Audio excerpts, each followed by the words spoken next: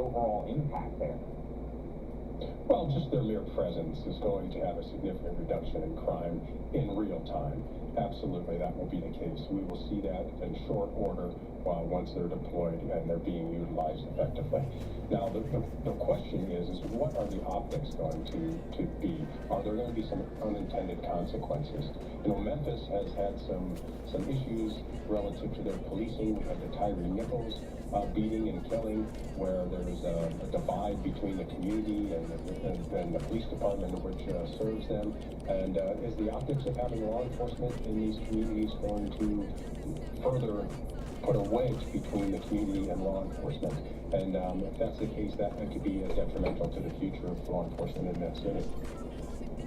As someone with law enforcement experience, how do you separate the political messaging from what's actually happening there on the ground? As you mentioned, Memphis is in what's considered to be essentially a red state there. So how do you kind of factor that in, and what challenges are presented there? Well, really, you know, when you're talking about the deployment of National Guard for civilian policing purposes, it's a very personal nerve with me, because I grew up in Kent, Ohio. My father was a sociology professor at Kent State during the May 4th, 1970 shootings of unarmed students at Kent State University by National Guardsmen. And you know, in conversations I had with my father, you know, he emphasized that we have critical thinking relative to accountability, trust, and what are the long-term impacts of the deployment of the National Guard. And really, it underscores the question that we are grappling with today, which is, what role should the National Guard play in civilian policing, if any?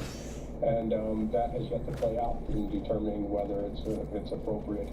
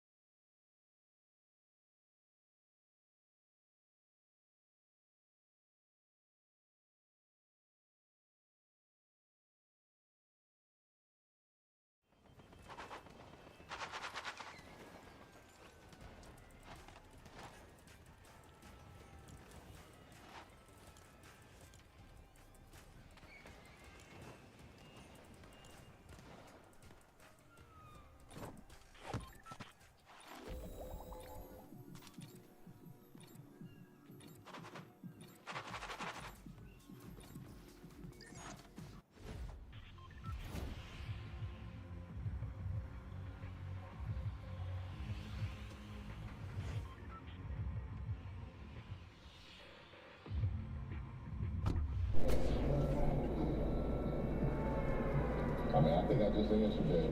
We don't have a say in the National Guard, but our goal is to ensure that we have influence in how they engage in this community. I've spoken with the governor on numerous occasions, and he's been very, very open to that collaboration, as well as the federal government. So we look to have some influence on how they engage.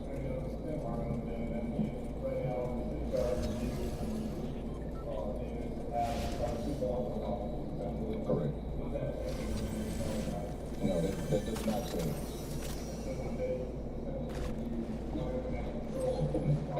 There will be a lot of coordination. Obviously, this is something we're all new to, so we're going to be learning, working with our attorneys. But Chief Davis will remain the chief of police and continue to drive law enforcement in the city of Memphis. In previous cities where we have seen the National Guard come in, there has been a focus more in the downtown area. Here in Memphis, it's pretty large, and some Memphians are wondering if they can see people in North Memphis, South Fraser, Raleigh, or will we just see them downtown where that's not one of the focus areas of the industry.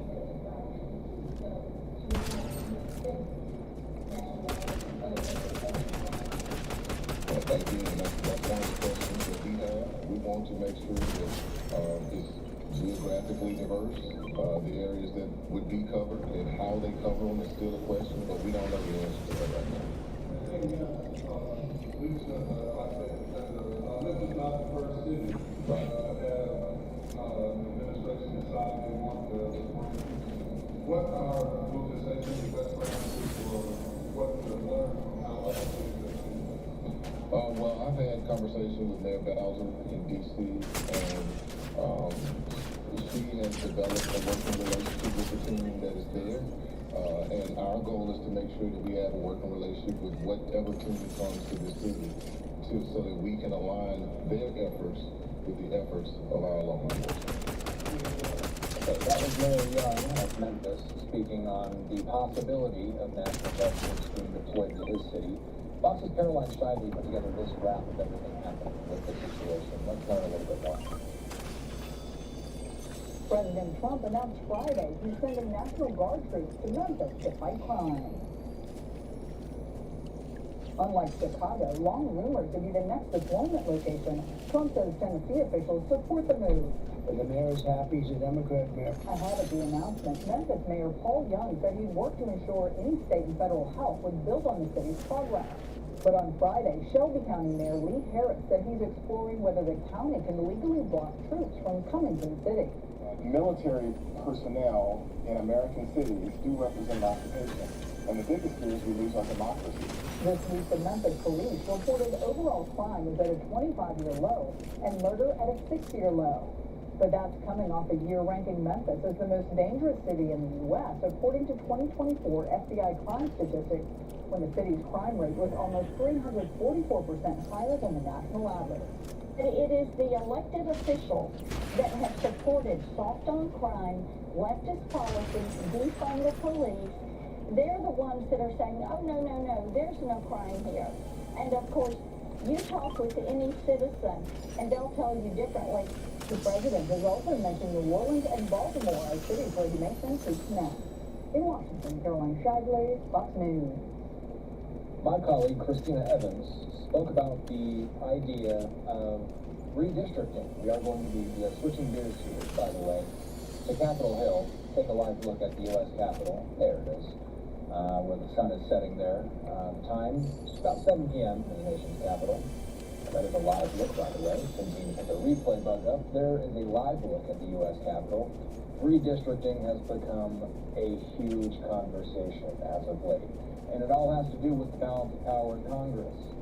You've heard us talk about redistricting in Texas, redistricting in California. Well, this week we started talking about the idea of redistricting in more states. Christina Evans specifically talking about the idea of Missouri doing some mid-decade redistricting. Here's her discussion earlier this morning. to take you out to this live vantage point that we have there in St. Louis, Missouri. So this is the update that came there out of the city as of yesterday. Missouri Republicans have now handed President Trump a political victory Friday, giving final legislative approval to a redistricting plan that could help Republicans win an additional U.S. House seat in next year's elections. And as you know, we have been following the very latest here on Live Now as it pertains to all of these redistricting plans that have been happening around the country, including not only Texas, California, and other states joining into that conversation. And so to talk a lot more about what we're seeing specifically there in Missouri, I want to bring now into the conversation Kaylee Kern. Kaylee, thanks so much for being with us here on Live Now. Thank you for having me. Let's start with the very basics, Kaylee. We do know that this redistricting plan has now been put into motion. It was passed by the Senate. Can you explain a little bit more about what's really going to be changing there in Missouri with this new GOP plan? Killed him. Listen, we need to talk. That anybody. They asked everything from gambling to drugs to affairs to anything, and all the answers were no. She didn't gamble, she didn't drink, nothing. Just 3 days after Mary Morris's death, however, the case took a strange twist. And the circumstances were as chilling as they were unbelievable. Not far from where Mary's body was found, another woman had been viciously murdered. She too was killed in her car. And incredibly, her name was also Mary Morris. Two women, both named Mary Morris, both found murdered in their cars in the Houston area just 3 days apart. On top of all that, the two Marys also bore a certain resemblance. However, to find a possible link, detectives would first have to piece together the events surrounding the death of the second victim. Mary McGinnis Morris was 39 years old when the first Mary was killed. And like Mary Lou Morris, she too was a successful professional with a sunny disposition. Mary was like an angel. She was very joyful, always happy, making people laugh. Not enough words really to describe her. I mean, she was just really loved by everybody. Mary was a nurse practitioner in charge of several clinics for a major industrial corporation.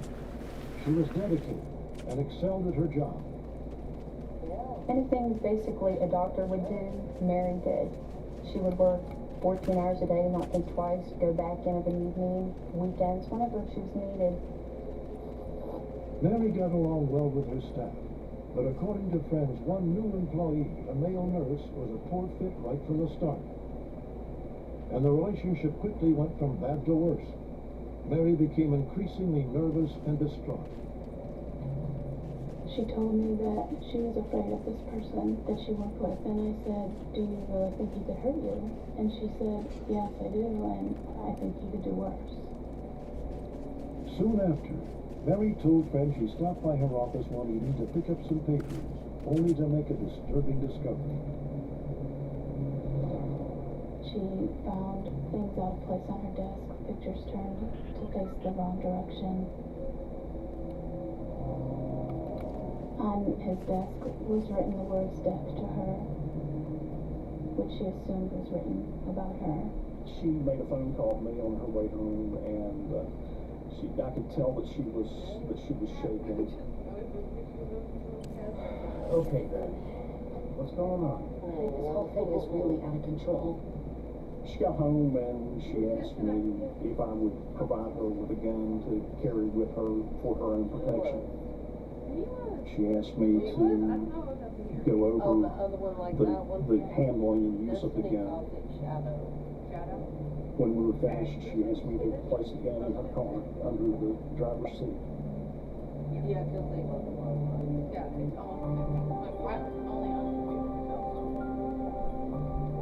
Experience proven superior accuracy with AccuWeather Now, your source for 24/7 forecast. Start your day with AccuWeather and stay ahead of severe weather with our advanced alerts. Watch daily and stay prepared with the AccuWeather Now Roku channel.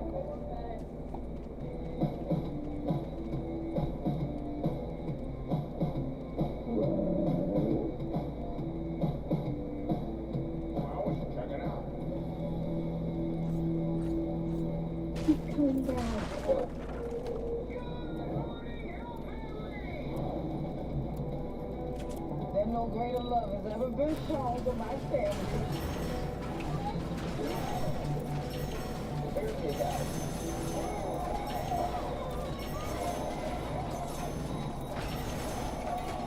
Welcome home. It's all about folks coming together to help one of their own.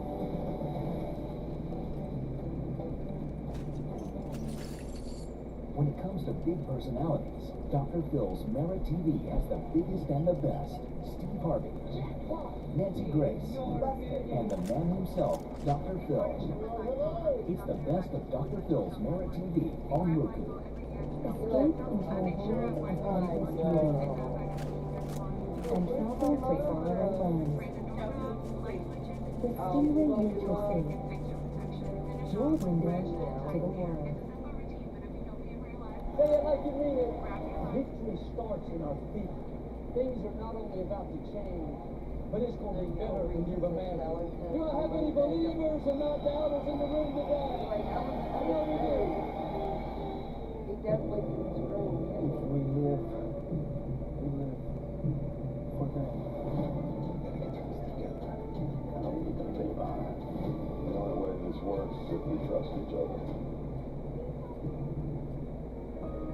He likes you. A few weekends later, Mary met her friend Lori Gemmel at the clinic to give her an allergy shot. I know. Mary seemed fine that Sunday, and we chatted a little bit about her making dinner for her family, and she had a couple of hours to do, and she was only going to stay a couple of hours, and then she was going to go home.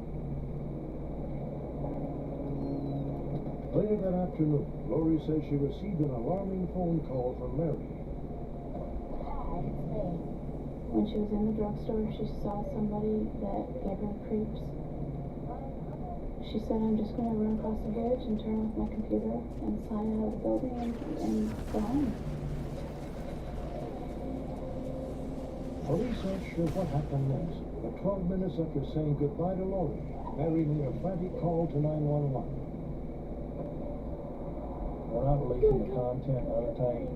It covers the attack that happened to Mary. And anybody that's ever heard that tape has just had their blood chilled listening to it. It's a very chilling, disturbing call.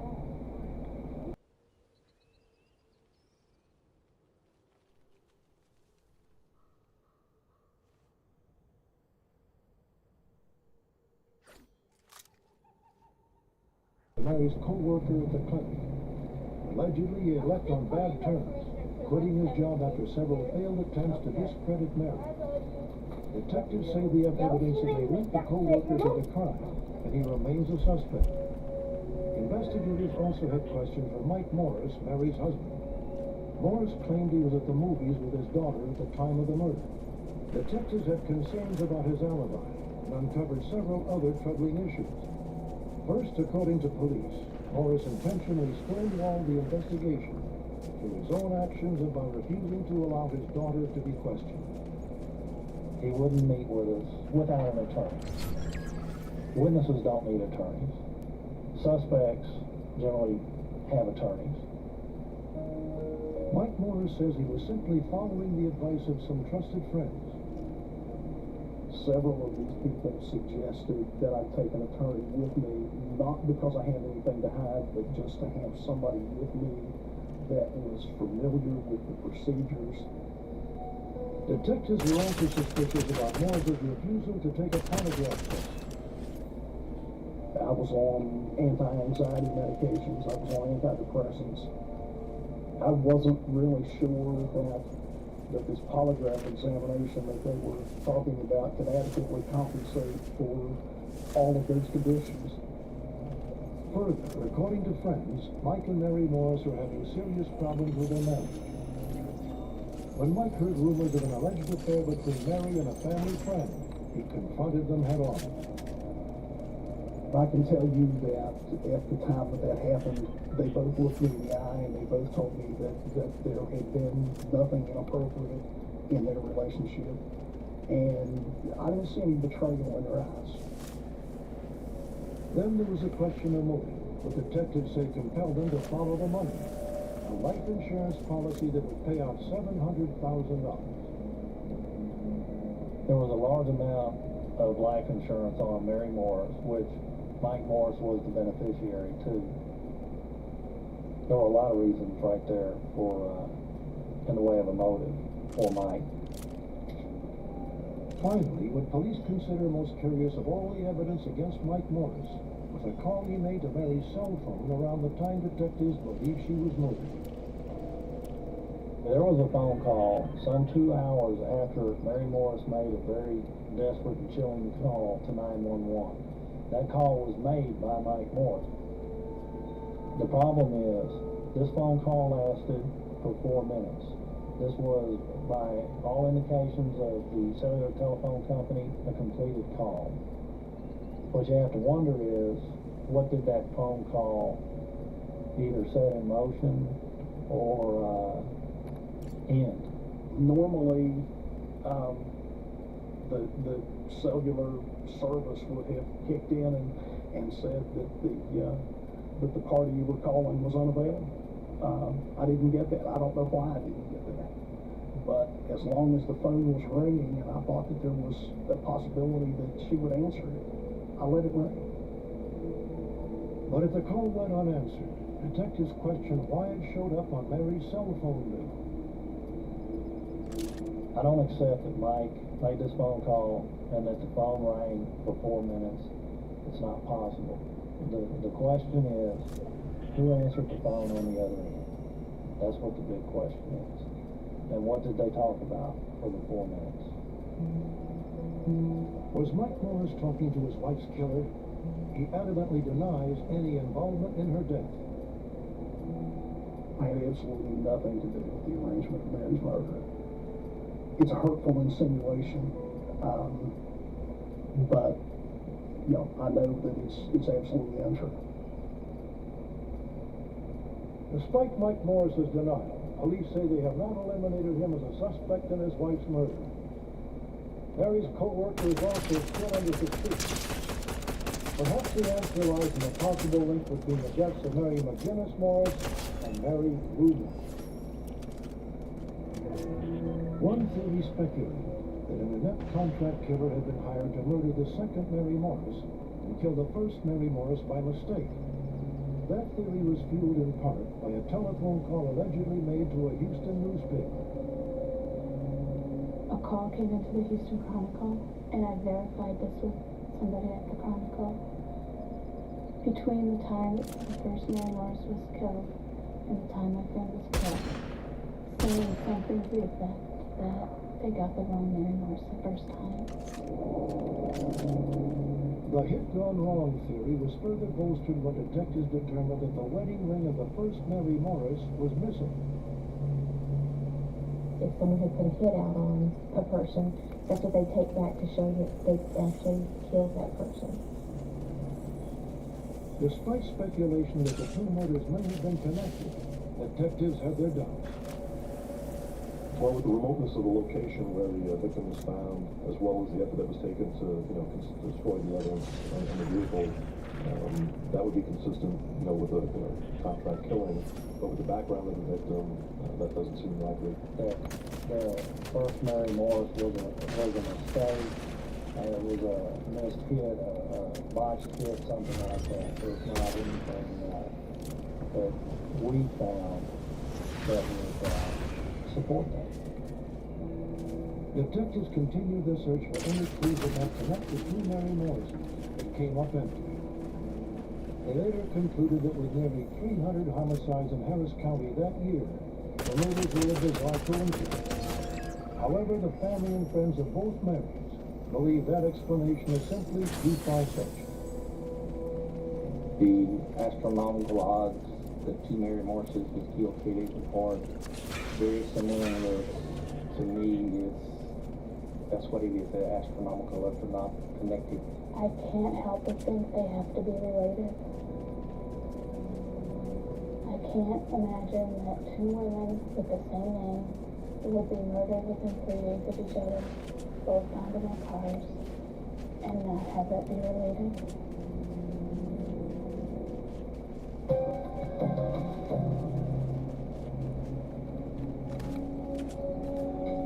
It began as a typical morning at Leonard Derrickson's dairy farm in Cheyenne, Oklahoma.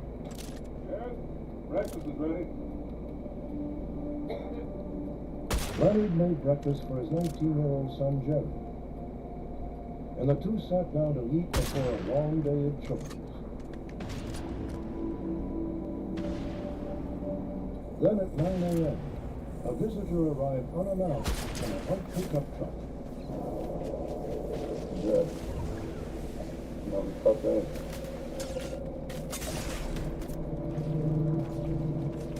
How much do we want? Wait.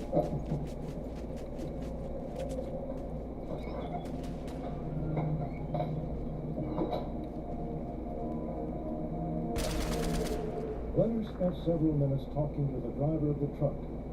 They did not appear to know each other, but their conversation was cordial. When Leonard returned, he told Jared that the man wanted to look at one of his stud horses. About 25 bales on that right now. Leonard gave no sign that he found anything unusual about the stranger. So he told me that he was in North Helmand. He said stay here and go to Elk and get some feed and go feed the cows, and he'll be back that afternoon. 3 years later, I don't understand that.